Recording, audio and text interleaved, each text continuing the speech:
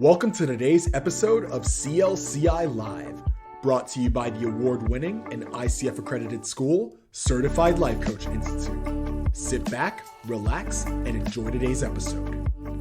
Hi, hello, and welcome everybody to another CLCI Live. Before we get started, while we are in this space, I want to ask a couple things of you guys who are possibly watching or will be watching. Make sure you guys please participate, leave comments, all of that good stuff. We want to hear from you. We do this live so that we can hear from you. That's exactly why we do that. So please leave your thoughts and questions. Anything you have that comes forward, please pop it in the comments. We will be responding in real time. Might even feature your comment if it's one that is featurable. Also, while I'm here, and if you're watching this on YouTube, subscribe to our channel. Okay, that's all. Do it now. Subscribe. It's the only way we can know that you're enjoying our videos, and also to as well support us and get notified when we release new videos. So yeah, make sure you comment now while we're live so we can respond in real time. And then if you like what we're doing, please subscribe. That's all for me, folks. Who wants to introduce today's live? Anybody? Volunteers? We are talking about trust and trustworthiness, how coaches can be more trustworthy, clients more trustworthy, how to work through trust issues, how to create more trust, all about trust. Not the financial kind of trust that you buy and, cash out on later, unfortunately. Just the normal kind of trust. So where should we begin with trust? It's always like the same opener. I always ask, what do you guys think defines trust? That's a weird one because I don't know how to define trust. Try to right now. That's weird. I have a bunch of things like requirements, checklists, as I'm thinking, and I had not a relationship trust issue, but you said not financial, but financial boundaries crossed. And how do you earn trust? Well, typically I start with trust. What is trust? Where I believe that you're not lying to me. I believe that you're not out to do harm to me. I believe that what you say is true and authentic. What else defines trust? That I don't have to overthink. I think trust also depends on me, on how I trust me as well, I would think. What were you going to say, Brooke?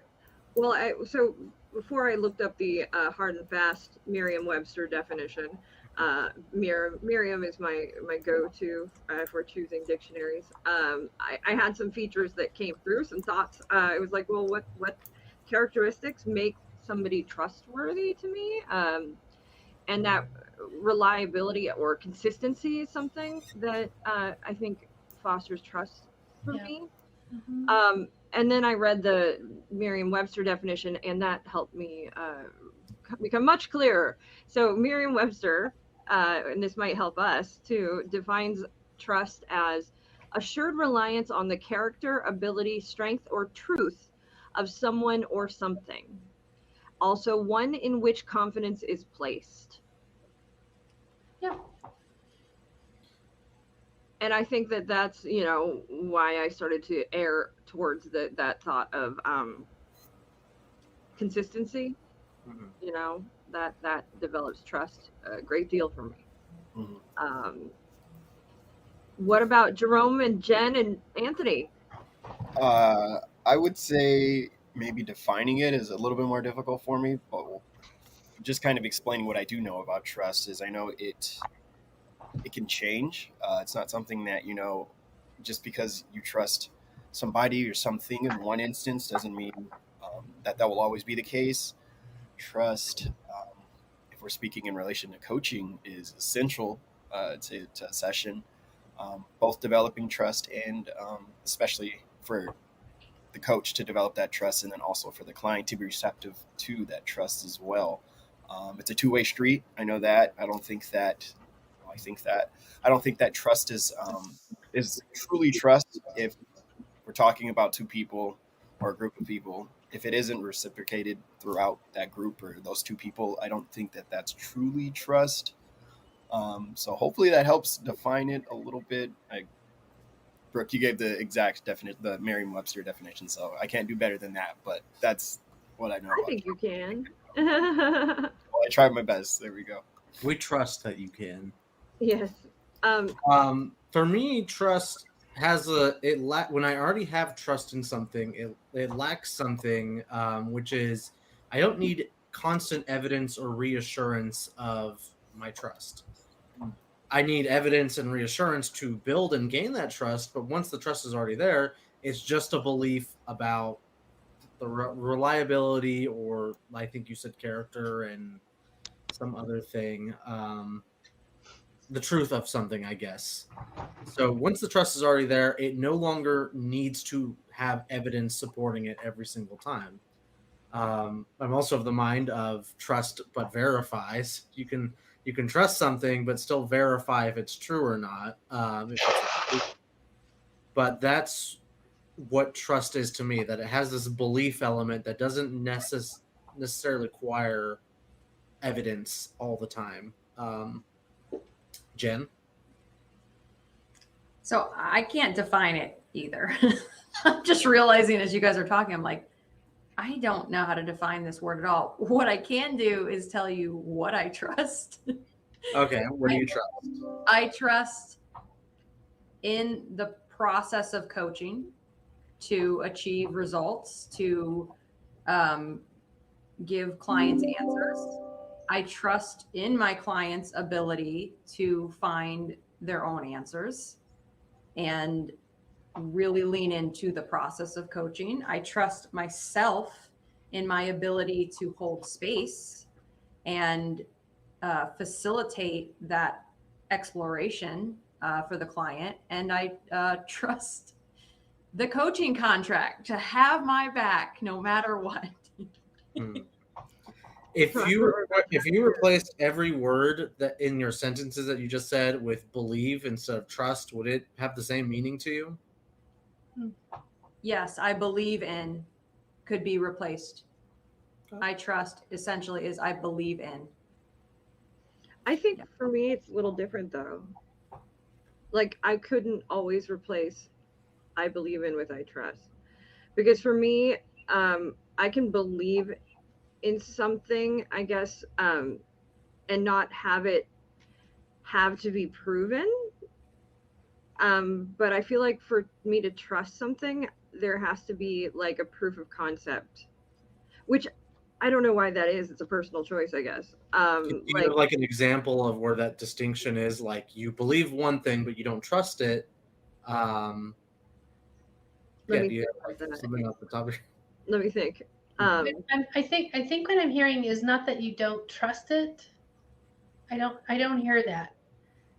The build in the trust hasn't happened yet. The belief was there that it's whatever that belief is, but the trust probably needs time to be earned. I think that's sort of time or proof or evidence. Like it's for me. So there's like trust is given, trust is earned, trust all these things that happen, right? And yes, they put a quote in the Hemingway quote, Anthony, that the best way to learn if you can trust someone is to trust them. And I think that is true. It absolutely is true. But there comes, I don't know. For me, like trust is something that is more concrete than belief for me. I don't know why that is. It probably shouldn't be. So more concrete, does that mean less wavering, less emotional? I guess like the way like if we take this to like an if if I were to take this to like a level of, okay, I'm gonna believe in something that is maybe some kind of spirituality, right? I will have to believe in that. For me, without evidence, a lot of times, right? Except for maybe personal experience, evidence, things like that. But it's this sort of thing. I would not use the phrase trust for the same thought. Does that make sense? Because I feel like for something to be trustworthy, so for somebody to be trustworthy, or something to be trustworthy, there has to be some kind of proof of concept. Like there's got to be a track record, or there's got to be some things have, just got to happen for me to be able to assign the trait of trustworthiness to something. So is that experience? Are you speaking more in experience as you experience? I guess so, yeah. So Like maybe I can believe I'm going to have a good time, but I can't trust that I'm going to, but I guess I could. I mean, I really could. I could be, it's up to me, but I just, for me, there is a difference in that languaging. maybe is it like a grade of like confidence then, where like a belief is like, I've got a confidence that this is true, not necessarily assured confidence or anything like that. Whereas trust, you have a high degree of confidence and you're assured that this is correct and true, in maybe even like an objective sense, like rather than subjective. If I said I trust I'm going to get up and work out tomorrow morning, I can absolutely trust that, because I get up and I do it every morning consistently. But if I were to say, like, I believe I'm going to get up and work out in the morning, I feel like that's not necessarily going to happen. A degree of uncertainty there with just a belief. Like, it is this sort of like, maybe? For me, trustworthiness has a much more cemented, you hear my kinesthetic references for you guys. I wanted to say like evidence. There's my audio digitals coming through. So, but that's what it's got that. I put my hands out because it's like a weight to it. Like I know that's there. There is a just this solid sort of feeling when it comes to trust, like rock solid trust. So how do you know when you're trusting yourself in that space? Well, that's an interesting question. I think that of all places, and as you share this, I'm just thinking out loud. I think that for me as a person, I can have a great deal of trust in myself, but I can also very easily waver my own trust in myself. Like the inside struggle sometimes maybe might make me appear to the if people could see what was going on the inside at times, they might not find me. They might think I'm bananas. Trust and confidence in other people. Oh, I don't know really if there's a big difference between the two. Honestly, I do trust other people. And I do trust myself. I know that's important too. So, yeah. So trusting it seems like trust, when we talk about it, it's relational a lot of the times. You have to have trust in someone or something that is capable of being flawed, maybe, or wavering, or could go one way rather than another way. Like, I don't need to trust that the sun is going to come up in the morning, because it's just what it does in its nature. It's just always going to rise and will set later on during the day. Don't really need to have trust in that process. Trying to think of something else. But one area maybe you can't is that the sun may come up, but you don't know if it's going to be raining, or you don't know if it's going to be cloudy and freezing, and you know what I mean? So there's we know the weather system. You have to trust the weather report then, which is delivered. That could be very. Yeah. We can trust it mostly in California. In Colorado, you don't trust it so much here. I can trust that it's always going to be a hot summer here, but Yes. mostly it feels like trust is something that is relational between people. It's a Especially- verb. I mean, Yeah. really, truthfully, it's an action. Mhm. It is also a noun. It certainly is, but Depends how you use it in a sense. It could be an adjective too. A yeah, trusty or coworker, trustworthy. Yeah. trustworthy coworker.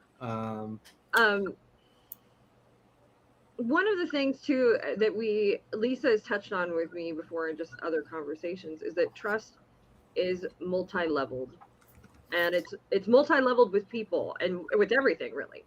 We are capable of trusting something or someone in one area and not trusting them in another. Mhm. It's a situational kind of thing. Yeah. I used to have a whole sheet with all the differentiations of the trust values.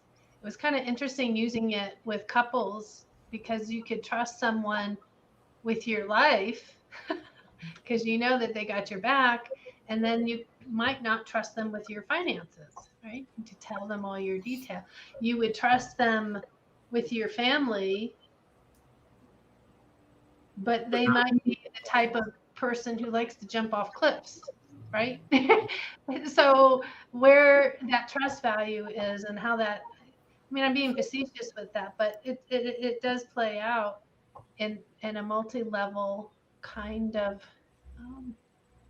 is it a thought process? I would say thought processes versus feeling. What do you think? Do you think feeling or thought or both? I think for me, it's both. I mean, I think it's both. It's definitely both. I think too. You can very easily trust someone just by emotion when you have really no business trusting them. Yeah. Well, True. It's true. that's the thing is I think we often are very trusting. Like we often trust, just throw it out there all willy-nilly, like, you know what I mean? And hope for the best. And it's when that maybe that trust gets damaged that we then rein in the trust mechanisms in us and start to get sort of suspicious and start to get less trusting. And I think that less trustingness comes from experience. I think that we're naturally kind of trusting. Not everyone. It depends on kids. the, I yeah. would say, well, like as kids, before the damage is done, I think we come Yeah. out sort of testing everything out, and we learn through experience. And I was a very suspicious child growing up. I was very suspicious child. Do if you know, as you're bringing up children, do shy children who, you know, like hide behind the skirts of in some fashion, do we think they don't trust? Yes, I would say so. Or I would, maybe not to that extent, but there's reluctance there. Maybe they're just observing. I mean, it could be. I mean, it's But if we're talking about trust and like sureness in something, it would be the opposite, which is unsureness, which I think a lot of small children who are shy are unsure about a situation. Not that it's like necessarily bad, it's just that fear of the unknown. And if there's a fear of the unknown, there's not trust there. and I also I think that trust it's got to have an evolutionary construct here, right? Like there's a reason that we are cautious, or it's that fear mechanism comes in and everything, and it's so that we don't go running off of cliffs, except for the people who are broken, or Cliff jumping. or the cliff jump, yes, which I would do because it would be awesome. But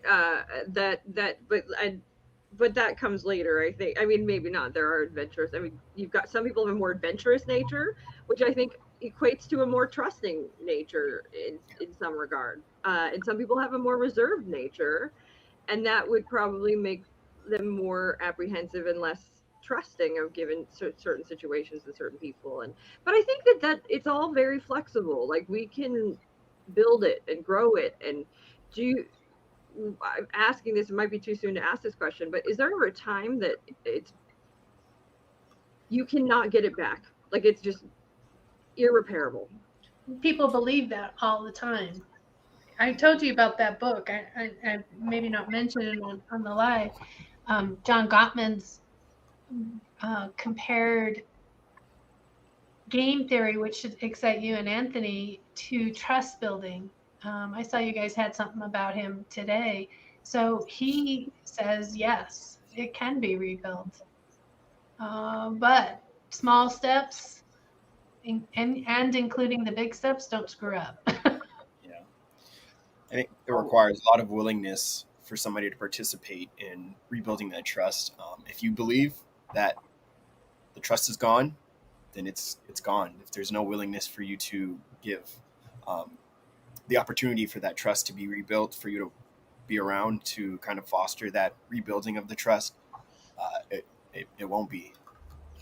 Yeah, think like it's not that it's like trust can be forever broken because it's just something that can't be repaired. It's just at a certain point, a person weighs their options and doesn't feel like giving that trust to that person ever again. I don't know why I thought about like cheating spouses, like plenty of times where they just separate forever and they don't trust that person ever again because an opportunity to trust never comes up again because they made the situation that But there are some that still go their separate ways, but they find bounds of trust because maybe they have a kid together and they have to figure out how to do that. And they feel like it's broken, but they find ways to repair in the spaces they need to repair it. And that's the deviations of the different trust values. Like, I'm not going to trust you with me and our relationship, but I know that you're a good parent to our child, and that's where we can stay and live. I mean, that's a trust value, like you were speaking about before, all the different interactions. But trust, can you have trust without a belief, though? I don't think so. I think a belief is the initiating stages of trust. Yeah, a trust is a belief about something. Yeah, I think they are inseparable. Yeah, I'm trying to think of a scenario where that could be true, but I'm not. I have a scenario. So I have to believe in my own ability to hold space for others before I can trust in my ability. And like you said earlier, trust as an action is I guess what I'm referring to in this example. So the belief has to be there before the action of trust. Could you? But we're talking about trust without belief, though. Yeah, not the other way around. Here's a kind of funny example. Going on an airplane, I trust that I'll get there safely and that my pilots aren't drinking and will get me there in one piece. That didn't used to happen. To tell well, you if I didn't, yeah, but if I didn't trust, today. if I didn't trust that was the case, I wouldn't get on the plane. However, when I'm sitting in the plane seat, I believe I'll die a horrible, fiery death. I believe the opposite is true, but I trust without belief, and I can carry on with my life. So, but I'm wondering if there's two beliefs going on at the same time. They might be conflicting one another, and that's where a coachable moment can happen, right? So that belief that I'm going to go up in a fiery flame in my seat, but I trust the pilot. That trusting the pilot has to be built, I think, on a belief as well. Yeah. That is interesting because I ran into clients who say, I know this is true, but my actions are doing otherwise. And I constantly, act as if I don't believe that is to be true. But here I am telling you, I know what is true and what I want from my life. So there's contradictions in trust and belief sometimes that need to be resolved with clients. I think that's a really good point. So if we're going to move into this space, I think working with clients, we're going to start to sort of, that's where I think coaches probably come in a lot of times, is that when the trust and the belief aren't matching up. Like, I believe I can do this thing, right? But I don't trust myself to do it. Like, I believe I'm capable, but I don't trust myself to actually pull the trigger and initiate the steps. And I think it can also go the other way with people. I want to do this, but I don't believe I can. I trust that I would be good at it, but I don't believe I'm capable of doing it. And I think that's the more like the emotional, when we're tackling that coach the person moment, comes from that. I think that if we are coaching the trust, like I don't trust that to follow through with the steps, then maybe that's where we're more process oriented. But maybe that's just me applying things. But I think we're also incorporating limiting beliefs with what you're saying. And that limiting belief, it prevents us from believing we can succeed and or trusting that we can do it. So whatever side of that fence you're on, that limiting belief. Mike had put into our chat. Did you watch that video, guys? That I put it on my Facebook feed. It was an Learn experiment. helplessness. Yeah. So good. It was so good. Yeah. Did you guys watch? Go ahead. Did you watch the video on trust and where it comes from? The molecule video that I put in there, the trust molecule. It was a TED talk by a gentleman. I watched it. Yes. Yeah, he's not today though. Yeah, he's a economist, but he also has he basically studied at Harvard for neuroscience. Yeah, there we go. And he wanted to identify what it is in us what chemically in us causes trust and morality, essentially. And it turns out oxytocin is our trust molecule. And so they found that in experiments that if they were capable of upping the oxytocin level in people would act with a great deal more trust. And one of the ways they experimented that is they gave somebody who showed up to be in the experiment $10, and then they said, okay, take this $10 though, and you can send it to somebody else, and we will triple it when we send it to somebody else. And when they get that, what is $10, which is now 30, they will be offered to send some of it back to you.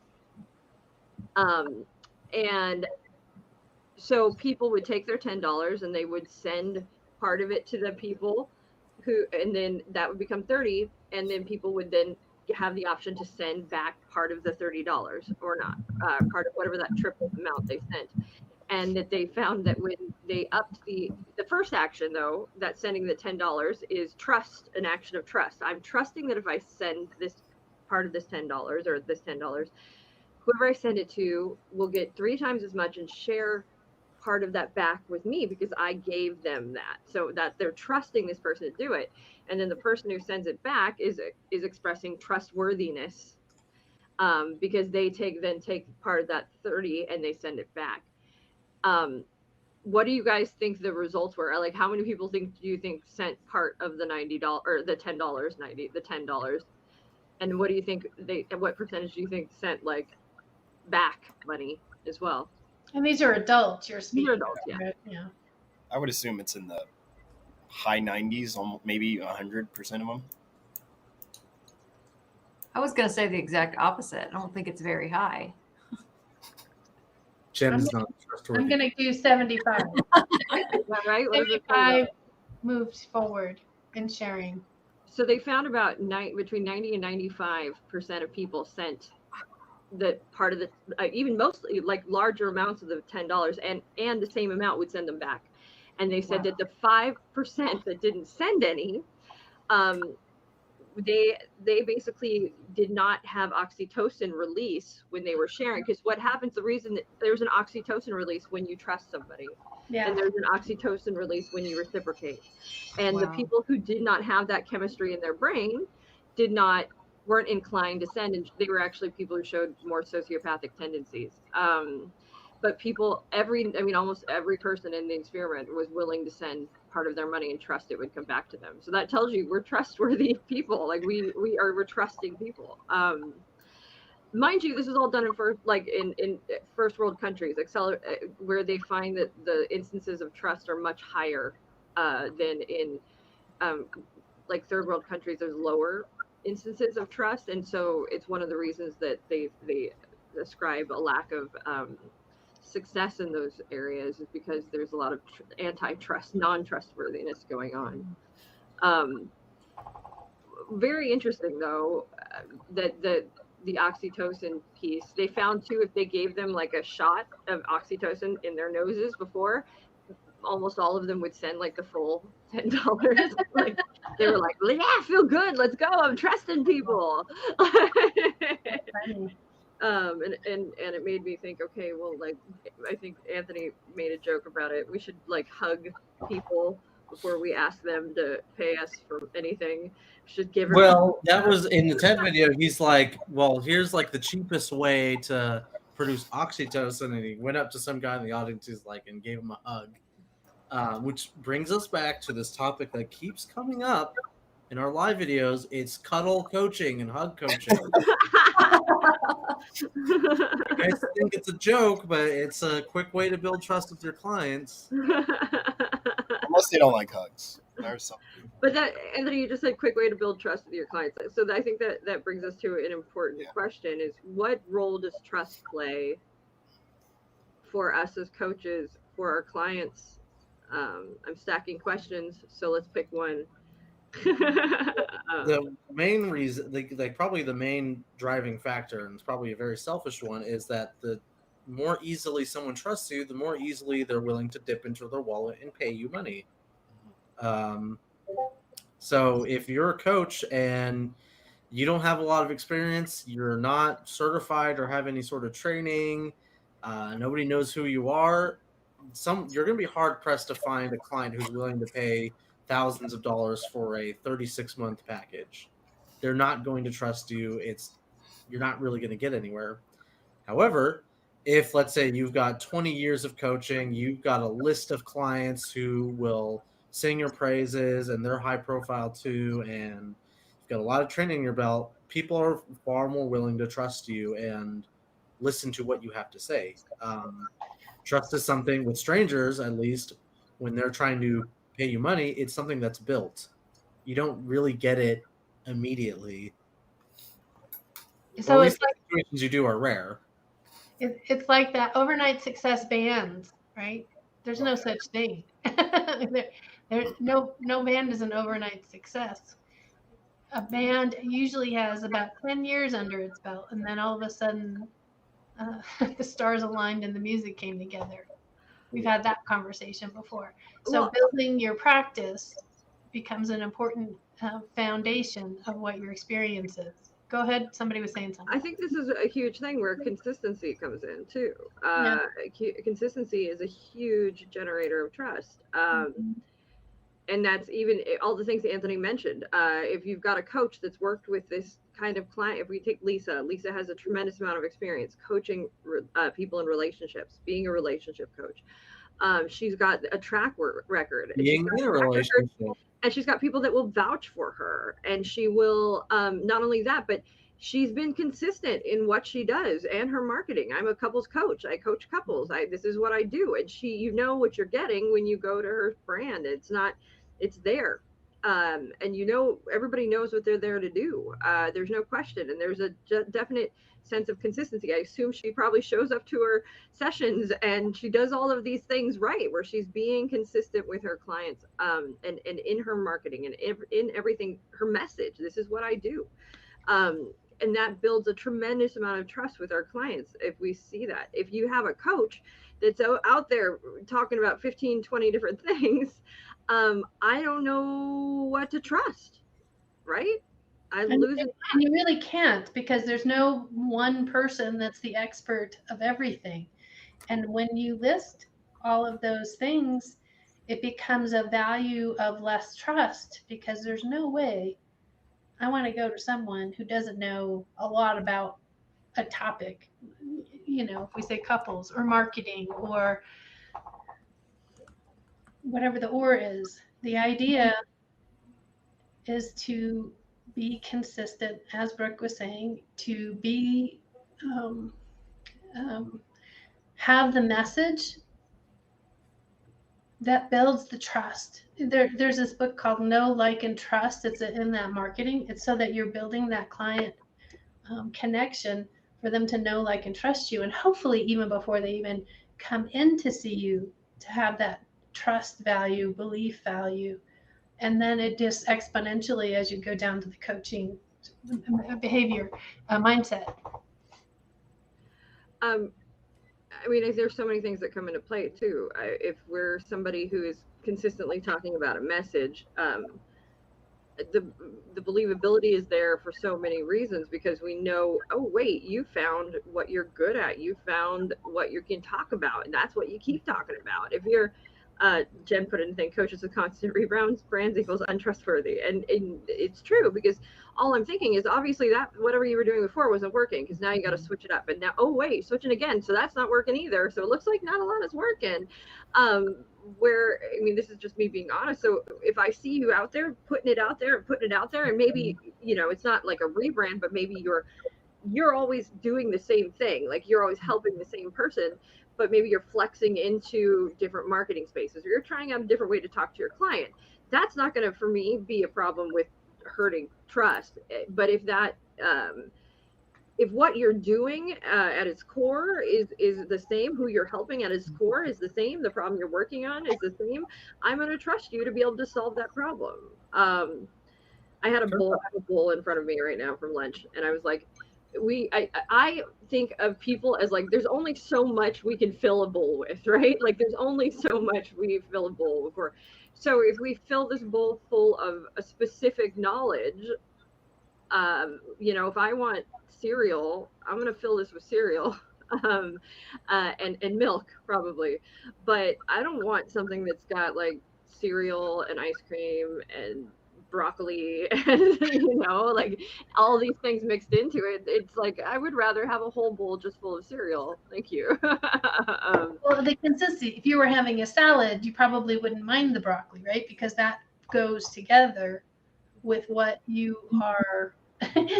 we're talking about marketing and branding, but we're taking it to eating, and that eating has a consistent different tools that it assists your taste buds to enjoy.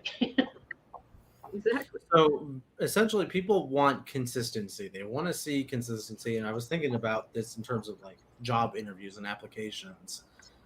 When you apply for a job and their employers looking at your resume, they want to see like a consistent sort of work schedule. They don't want to see you changing around jobs every single year or having a big long gap in your resume, because that's a red flag right there.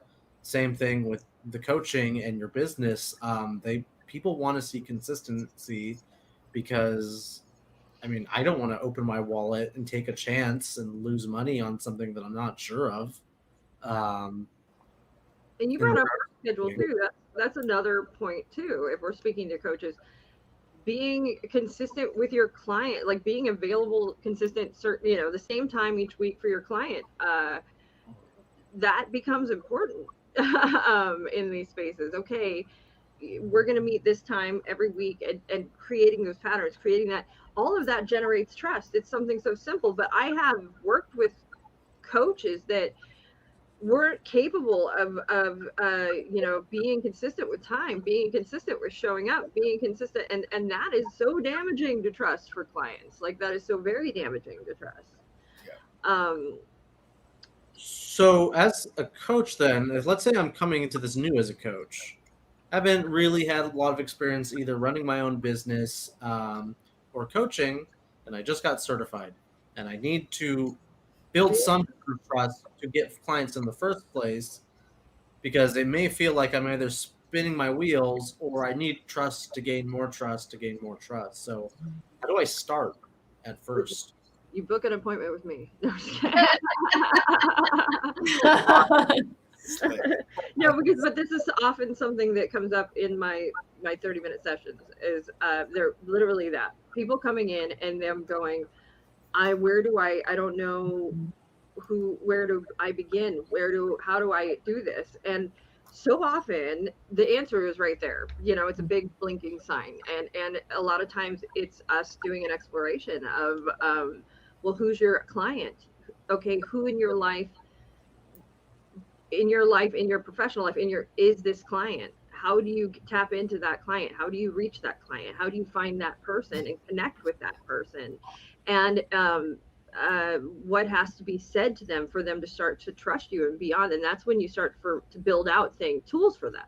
And this is not only if you can pull from a warm market. If you're somebody that's already got had a thriving business or success as something, and there's all these people that trust you, I would say go there. How can you utilize those people who already have a trusting relationship with you, even though it's in a new space, but put it out there and say, hey, this is what I'm doing. The other flip side is start building trust by helping and giving. So that's where doing things like creating tools, blogs, talking, all of these things, what we're doing right now generates trust for people. We are putting our faces out there. It's so important. Showing your face is so critical for trust. It really is. I regret it sometimes, putting my face out there on the internet. Faces on your brand are so important. That generates trust. It's not just, but it's also not just, it's being authentic in that space. Because if you become a pretender in some fashion, that pretender, it's going to be uncovered. Well, and Jen, I see you. So it's like you're describing showing up as a coach, embodying I'm a coach. And in everything you do, whether it's in person, whether it's on social, in your marketing, you are showing up embodying that you're a coach.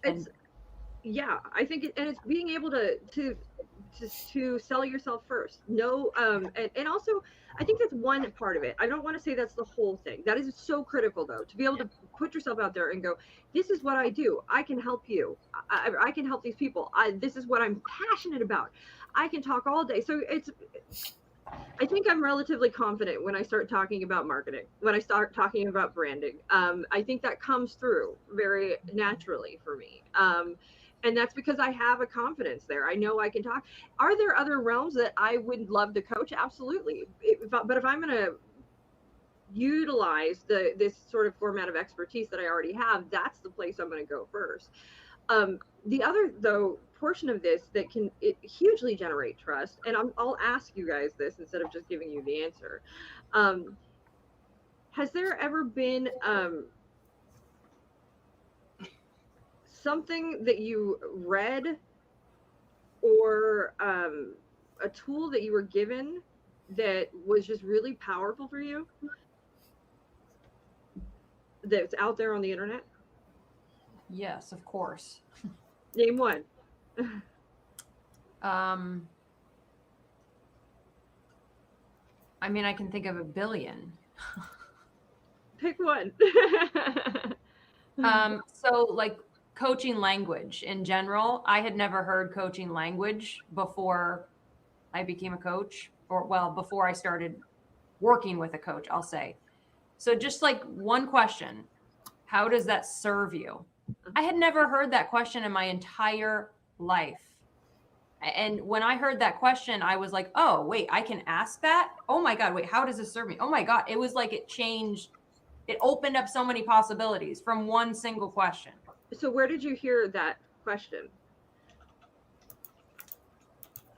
I've heard it from a lot of coaches. It's a popular coaching question. Can you remember where the first time you heard it? Like who said it? Probably the first coach that I really interacted with and ended up hiring. Ding, ding, ding, ding, ding, right? Was there anything else that coach was doing or giving? That coach, did they have blogs? Did they have tools? Did they have? Yes. So she, not necessarily like a blog, but she was sharing a lot on social. And I would really resonate with a lot of what she was saying, to the point where it was like, oh my God, is she talking to me? I think she's talking to me. And that makes you, how did that make you feel? Like she was the person for me.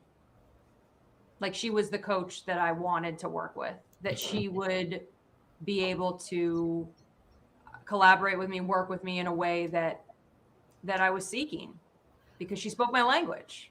And then she shared a new language, which helped me. On a scale of 1 to 10, where were you in trusting her? If 10 is trusting and 1 is not trusting. Oh, I trusted her at a 10. Out of 10. And my guess is that you didn't feel like you were all by yourself, meaning that there's others like you, because she had the ability to reach out and grab you. The comfort of her knowing your predicament with whatever it is that she said, that trust value probably even went higher than maybe somebody else's. I think a huge part, something that Jen said, was she spoke my language. Yeah. And that's huge. Like that talk about generating trust. What does that mean for us when we speak, when someone speaks our language? It makes trusting someone so much easier because that connection's already there. If it, like Jen was speaking, if it feels like someone's speaking to you, then I believe that they are speaking to you. You have that connection already. You're not fumbling through trying to understand exactly what they mean when they say something that isn't necessarily on par with the standard or the general way of saying something or speaking it. You get them, you understand them, you feel like they're your friend in a sense. I feel like prior to even maybe having met them or had a conversation with them. It's amazing how feeling like that can just create instant trust. Like, I think of like the times when I met somebody and we just clicked, you know, we just jived, like it just made sense. Like, this is easy. This isn't work. This is awesome. Like, we just get it. And that's like a weird instant place of instant trust. Mind you, I've had those moments where I should not have trusted that person.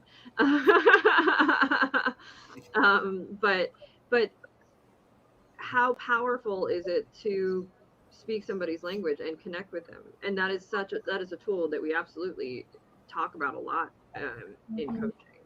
So for the new coaches out there who are maybe writing copy or putting themselves out there, what do you guys mean actually when you say speaking the same language? Because I mean, not literally speaking the same language, but how do I know I'm speaking the same language as my clients? Well, I have a way I whittle this down with people. And I mean, that's really, I get to like that heart of the matter, you know. That's why I'll take it down like, okay, what is your client saying to themselves when nobody else is around in their words? So, you know, that's where it starts to come out. I was working with somebody, it was so powerful when she said it. And she said it was something, she was a mother, and she wanted to be a coach. She wanted to work with moms that had a child that was neurodivergent, that was suffering from either ADHD or autism or something in these spaces, and how it can be very exhausting for the moms because their whole lives end up rotating around their kids, and it ends up creating resentment. And she had this really powerful moment where I got goosebumps because she said something that moms probably would not be willing to say out loud. But it's what this mom was thinking. And I think what, I remember that what her client was thinking. Yeah. And she was like, you know, I want to love my kid. I want to love my kid again. That's what she said. It's what I want to love my kid again. Yeah. And it was like, whoa, powerful. And when you take that, that's like raw emotion right there. That is like, that is what she is feeling at her most defeated, right? But what do we learn from that? I want to love my kid again. Well, we learn what her deepest inner desire is, right? What her greatest fear is. And we're able to say it in a way she understands and connect with her. If I'm a coach, as I'm getting tears, like this was like, but if me as a coach and I say, you will love your kid again. I have just spoken her language, and I've said it in her words, and I've given her hope. So simply.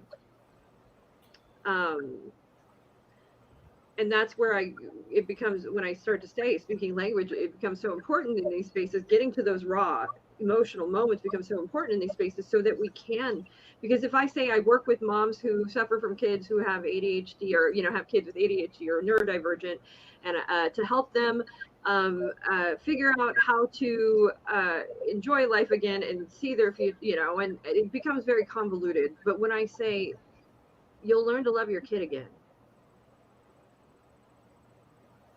or you will, you've just cut through a whole lot of fat and gotten right to the heart of the issue, and we're speaking their language.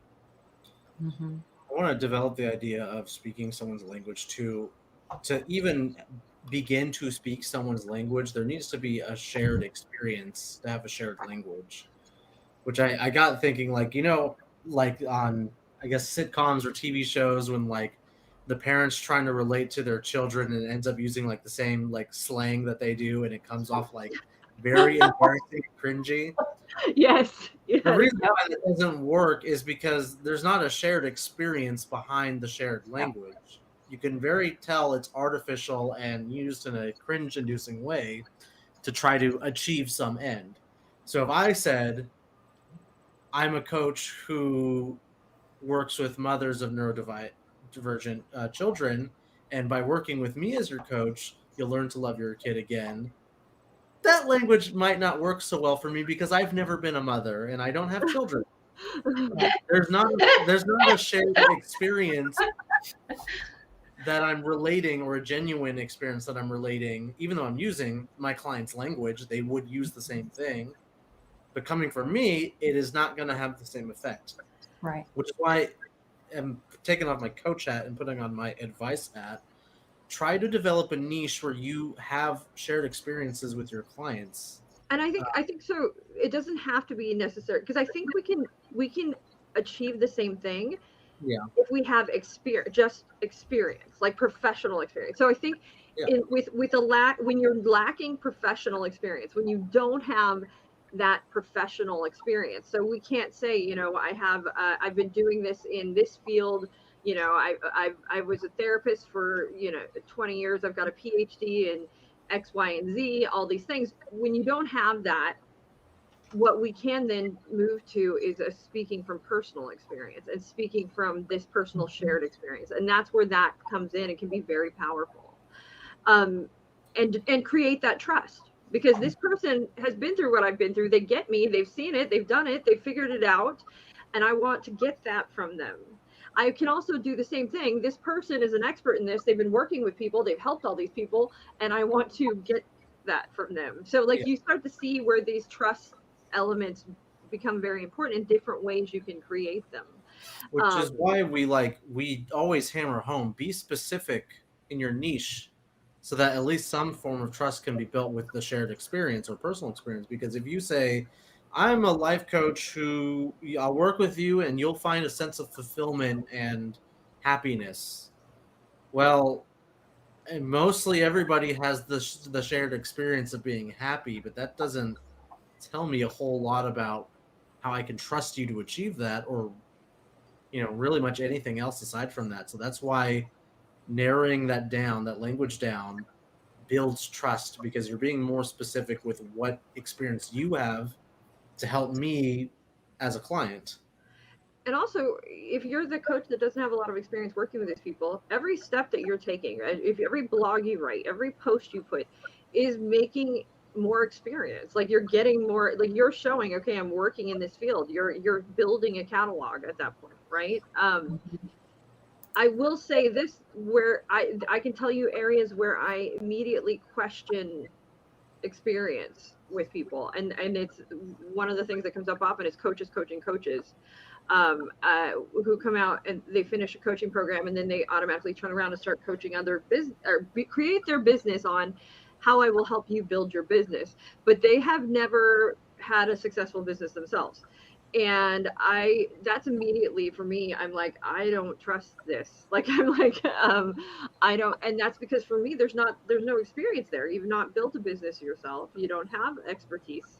You have not, like, where is the proof in the pudding? And you're not sharing any kind of experience with me. And whether it be personal professional or expertise wise. And so I think that, I mean, it's very important to have that. It is very important to have that. The experience, it's yours these days, Brooke, but I've had it as well, where those coaches will come in and go, I know and then they'll be asking you, and I'm confident they've asked you a lot of marketing questions, and then they turn around and use those tidbits that you've shared as if they already knew this. It's don't pretend. Don't be a pretender. And that's that authenticity piece too. Jen, you had your hand raised. Yeah, Jen. Oh, yes. So the shared experience, two things came to mind. One is that if I know you've been through something I've been through, I get a sense of safety, of non-judgment. The other thing is that it gives me a sense that you have some level of authority to be a thought leader in this niche. So those are the two things for me that came to mind with shared experience that I think are very valuable in terms of building trust. You have to be careful with that when you're using it in your coaching session. When you're on your blogs or you're on your website or you're using it in that marketing, that's something different. But when you're in an actual coaching session, rarely do you need to have that be stated. However, like a lot of different tools, there's a time and a place to adapt and adapt the tool that's going to best serve that client. So will there be at times a place for a quick sharing? Maybe. That's stuff that they've gotten all outside of the actual session, because you really want to not color their picture. You're really trying to help them gauge what their process is, not do your process.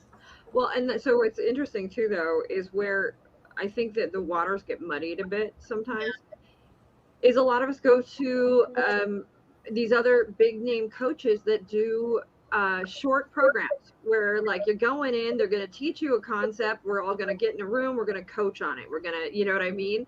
And it's always billed as coaching, because once you're in like this group environment, there is sort of this expectation of teachable moment, shared experience, or something like that, and then the coaching happens. And I think there's like this weird space of well, when do I get to utilize this experience and create a program people can ascribe to, and I think that or a process that people go through, and I know as a marketer, I'm like, oh, if you can patent your process, that's fantastic, right? But at the same time, I know true coaching, that's just a weird gray area that happens. If you look at PQ School, like if we take PQ School as an example, he's specifically working with coaches. He's giving coaches all these tools. He's doing all these things very much with coaches, but his program is very much a led program. And so I think it's this weird space. And I don't know what the right line is to do with that.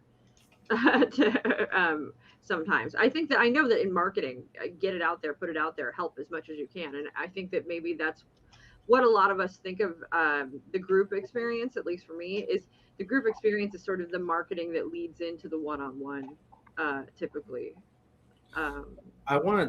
We're running out of time right now, Yeah. but there was something I wanted to sort of end off with is, what about trust freely given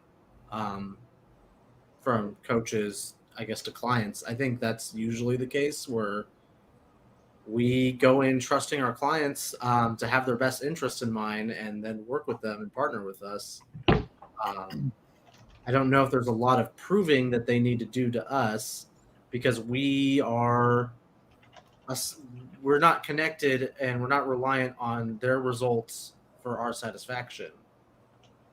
Whether they achieve their goals or not is a bit independent of us as coaches. So you're asking what trust we extend to our clients? Yeah. I trust that they will show up. I trust that they will pay. I also trust that they will come. They'll be honest in that session with me. Yeah. I don't overthink it. I mean, I just, like Jen said earlier, trust the process. I just know, where I am and them sharing, and I know the process works. Seen it lots of times. I think that's so much of what we teach our students is learning to trust the client, learning that the client, to trust that the client has the answers, to trust that the client, you don't have to give them the answers, to trust that they know already, to trust that they can figure it out, to trust that they will do the work, to trust that, all of these, it's really, we are just constantly trying to teach our coaches to trust their clients. Yeah, I think some there's a minor amount, very small amount, that they don't get into this process because they think they need to save and rescue the target that they're working with, and that's not trusting your client. no, it's not. It's not empowering them. It's not letting them build on their own self-esteem. It's being, what it is allowing them to be dependent on you. In an emergency, that's a different situation, right? In an emergency, yes, we have to do things that protect us and get us in a safe space. But we don't need to be in an emergency with coaching. We're empowering that client to be self-sufficient and find their path so that they can rebuild and continue that neural connection and build that path of trusting themselves that they can figure it out. Sorry, got a little on a bandwagon there. Final thoughts, guys? Okay, trust. Trust is an important place for you, the coach, to be in for yourself as well as your client, and to trust the process you're working with. Jerome? I'm thinking. Final thoughts. I wish we had time. I kind of wanted to touch on here. I guess I can just kind of throw that in there. Maybe a tip to help with gaining trust, maybe more specifically as a coach. Your presentation, that's important. So I would say try not to show up to your meetings with holes in your shirt or anything like that. Just, again, as a closing thought, closing tip, you want to make sure that you're presenting yourself as someone that they think that they can trust. Otherwise, I think you're slowly deteriorating that trust.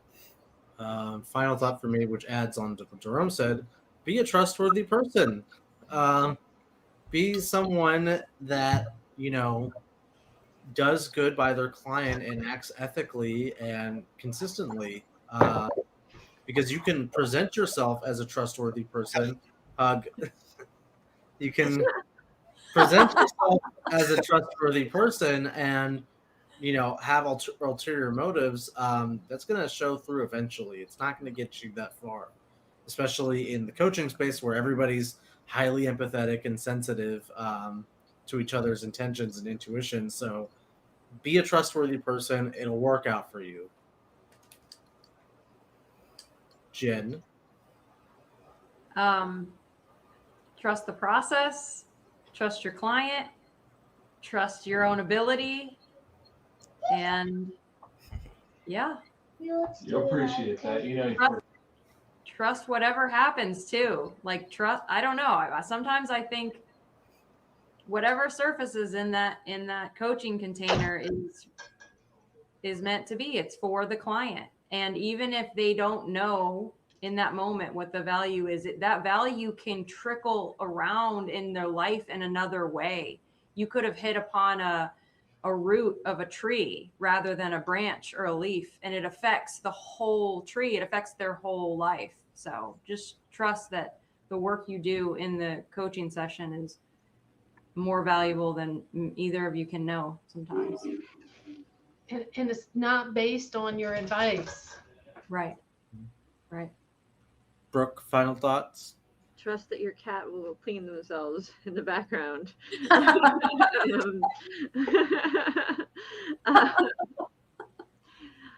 I think that Jen took the words right out of my mouth, which is, is trust the process, trust yourself, and also trust the client. Trust the client, trust the client, trust the client.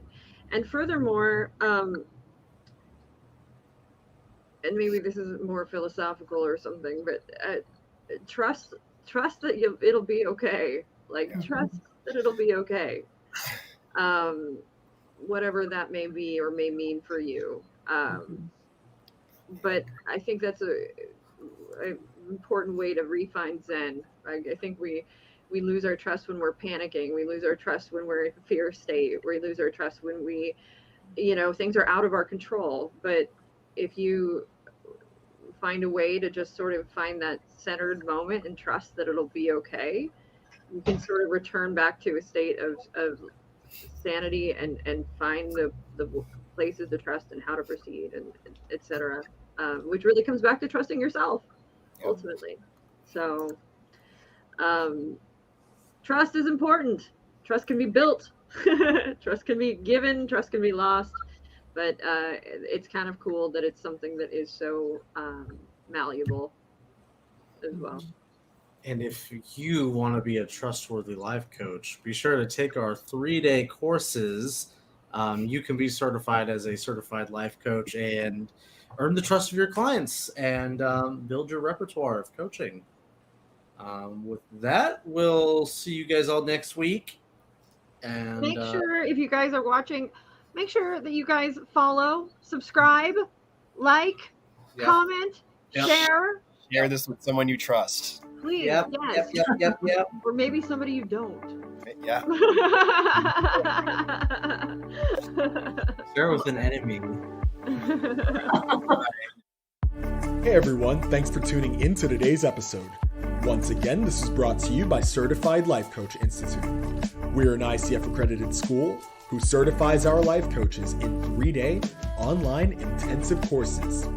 In addition to other podcast episodes, feel free to check us out every Tuesday at 4:00 p.m. Pacific Standard Time on YouTube or Facebook for our CLCI Lives, where we get together and discuss various topics that are centered around sharpening your skills so you can become a better certified life coach. For more information, feel free to visit us at CertifiedLifeCoachInstitute.com. Until next time, be well.